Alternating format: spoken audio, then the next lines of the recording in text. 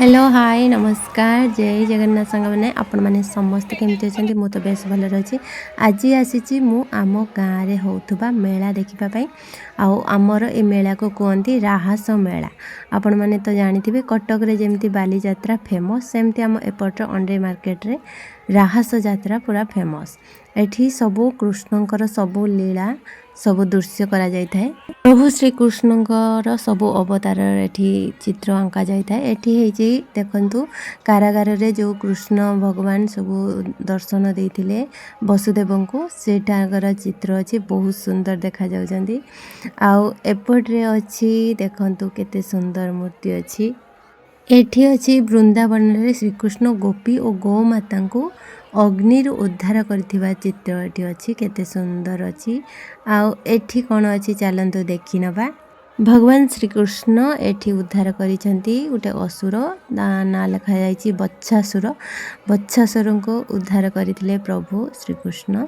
एठी से दृश्य देखा जायछि बहुत सुंदर देखा जायछि। आउ एटा कोन आपण माने जानिचंती श्रीकृष्ण आउ जाम्बुवन जितेबाला युद्ध लगी सीमंत मणि पाई से युद्धर दृश्य एठी रही बहुत सुंदर। आउ एटा होछि आम सबुठारु नियारा आमर एटा सबु वर्ष करा जाय थाए। कृष्णंकर सबु गोपी मानक सहित जो राहस प्रभु एठी बंशी बजाउछंदी आउ सबु गोपी माने एठी नृत्य करि थांती। सबु वर्ष आमर एटा हुए बहुत बढ़िया लागे देखिबा पई। एठी आउ गुटे असुरर बद्ध करिसंती प्रभु। देन एठी आउ गुटे असुरर बद्ध प्रभु करचंती केते सुंदर देखा जाउछंदी। देखंतु प्रभु श्रीकृष्ण केते सुंदर देखा जाउछंदी। आमर तो एपट्रे समस्ते आसी थांती बहुत भीड़ लागि थाए। ए ठाकुर मानक सब मु देखै सारे आपण मानक देखैबी केते भीड़ होईची ठिया हवा पई जगह नाही। एठी प्रभु श्रीकृष्ण प्रलंबा असुर सहित युद्ध करुथिले सेठिकार दृश्य अछि बहुत सुंदर दृश्य।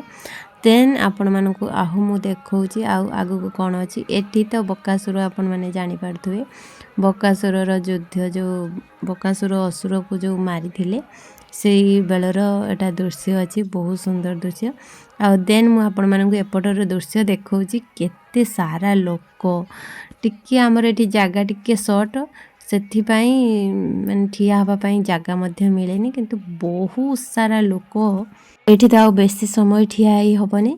देन चलंतु आउ कोन सब अछि देखिबा। आपण मन तो से ठाकुर देखिला आ एटा होची हमर ओरिजिनल ठाकुर माने मठर एटी हमर मठ एटी हमर मठर ठाकुरन को दर्शन आपण मन करनियंतु। प्रभु श्री कृष्ण केडे सुंदर देखा जाउछंदी। देन आमे झुलण पाखु को जिबा।